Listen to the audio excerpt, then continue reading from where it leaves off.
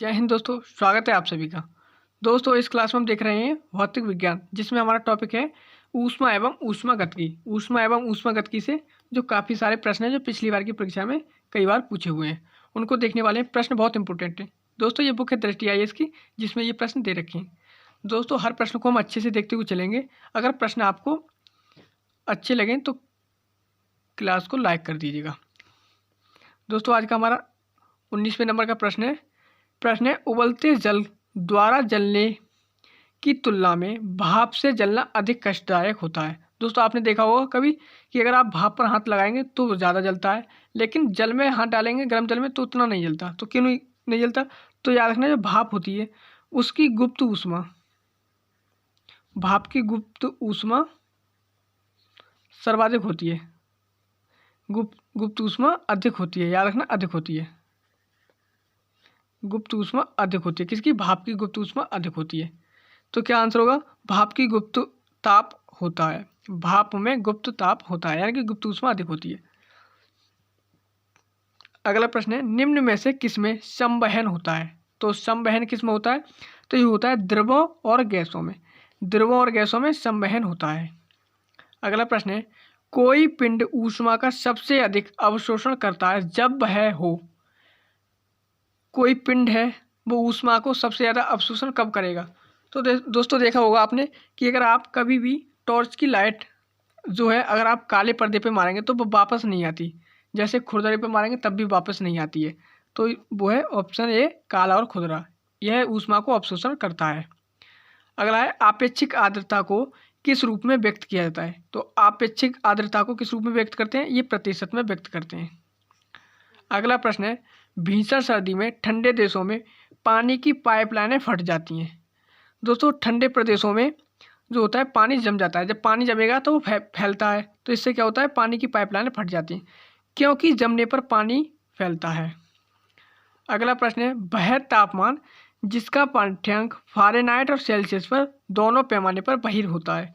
तो याद रखना फ़ारेनहाइट और सेल्सियस दोनों कब बराबर होते हैं? तो ये बराबर होते हैं -40 डिग्री सेल्सियस पर। -40 डिग्री सेल्सियस दोनों बराबर होते हैं। अगला है निम्नतम तापमान किसके द्वारा मापा जाता है? निम्नतम तापमान किसके द्वारा मापा जाता है? तो ये मापा जाता है एल्कोहल थर्मामीटर। एल्कोहल थर्मामीटर के द्वारा मापा जाता है। अगला प्रश्न है थर्म किसका यूनिट है? थर्म किसका यूनिट है? तो ये यूनिट है ऊष्मा का। थर्म जो है वो ऊष्मा का यूनिट है। अगले प्रश्न में चलते हैं। नेक्स्ट प्रश्न हमारा परम शून्य ताप क्या है? परम शून्य ताप, याद रखना परम शून्य ताप होता है सैद्धांतिक रूप से न्यूनतम संभव ताप। सैद्धांतिक रूप से न्यूनतम संभव ताप को परम शून्य ताप कहते हैं। अगला प्रश्न है थर्मोस्टेट वह यंत्र है। थर्मोस्टेट वह यंत्र है जो किसी निकाय का तापक्रम स्वयं नियंत्रित करता है। थर्मोस्टेट वह यंत्र है जो किसी निकाय का तापक्रम स्वयं नियंत्रित करता है। अगला प्रश्न है डेजर्ट कूलर द्वारा शीतलन किस पर आधारित है? डेजर्ट कूलर द्वारा शीतलन किस पर आधारित है? तो ये बाष्पन शीतलन पर आधारित है। बाष्पन शीतलन पर आधारित है डेजर्ट कूलर शीतलन। अगला प्रश्न है गर्म मौसम में पंखा चलने से आराम महसूस होता है क्योंकि? दोस्तों कितना सरल प्रश्न है कि गर्म मौसम में पंखा चलने से आराम महसूस होता है क्योंकि हमारा पसीना तेजी से बाष्पीकृत होता है। यानी कि जब हवा लगेगी तो ये पसीना है वो सूख जाता है, बाष्पीकृत हो जाता है हवा के द्वारा। अगला प्रश्न है वायुमंडल हमारे ऊपर बहुत अधिक दबाव डालता है परंतु हम इसका अनुभव नहीं करते हैं क्योंकि? जो वायुमंडल में दबाव है हम तो इस बार बार पढ़ते हैं, लेकिन हमारे शरीर जब वायुमंडल में दबाव है तो हमारे शरीर पर भी उसका दबाव पड़ेगा, लेकिन हमको महसूस नहीं होता है। तो हमको वो महसूस क्यों नहीं होता है? तो क्यों नहीं होता है? तो हमारा रक्त वायुमंडल के दबाव से कुछ अधिक दबाव डालता है। यानी कि जो हमारा रक्त है वो वायुमंडल के दबाव से भी अधिक दबाव डालता है, तो इससे हमें महसूस नहीं होता है। अगला प्रश्न है बादल आच्छादित रातें स्वच्छ आकाश वाली रातों से अधिक गर्म क्यों होती हैं? पूछा हुआ है बादल की जो आच्छादित रातें हैं अगर स्वच्छ आकाश वाली रातों से अधिक गर्म क्यों होती हैं? यानी कि आपने देखा होगा कभी कभी मौसम में बादल होते हैं और कभी कभी मौसम साफ होता है, बिल्कुल साफ नीला। तो जो नीला वाला आकाश है वो ठंडा और बादल आच्छादित गर्म होता है। ऐसा क्यों होता है? तो ऐसा क्यों होता है याद रखना, बादल पृथ्वी तथा हवा में ऊष्मा का विकिरण रोकते हैं। यानी कि जो बादल होते हैं वो हवा और ऊष्मा को वहीं पर रोक देते हैं, तो इसलिए जो बादल आच्छादित हैं वो गर्म होती हैं। दोस्तों अगले प्रश्न में चलते हैं। अगला प्रश्न है, कमरे को ठंडा किया जा सकता है।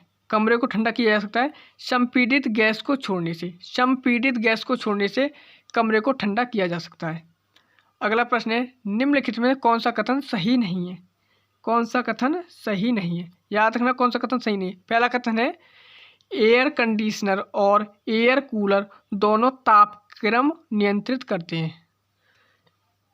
एयर कंडीशनर है और एयर कूलर दोनों तापक्रम को नियंत्रित करते हैं, यानी कि तापमान को नियंत्रित करते हैं। तो दोस्तों एकदम राइट है, ये वाला कथन हमारा एकदम राइट है।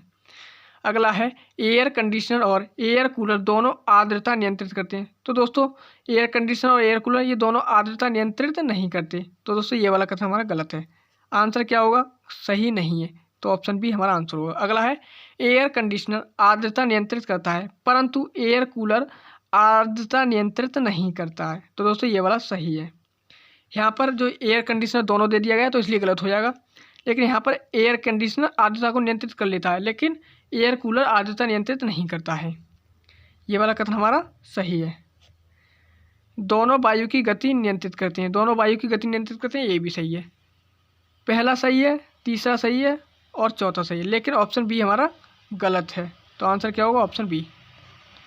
अगला प्रश्न है, जल युक्त गिलास में तैरता हुआ बर्फ का टुकड़ा जब पिघलता है तो पानी का स्तर क्या होगा? वही रहेगा। पानी का स्तर वही रहेगा।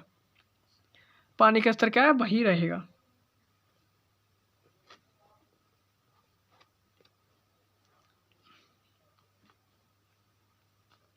अगला प्रश्न है, यदि हवा का तापमान बढ़ता है तो उसकी जल वाष्प ग्रहण करने की क्षमता क्या होगी? बढ़ जाएगी।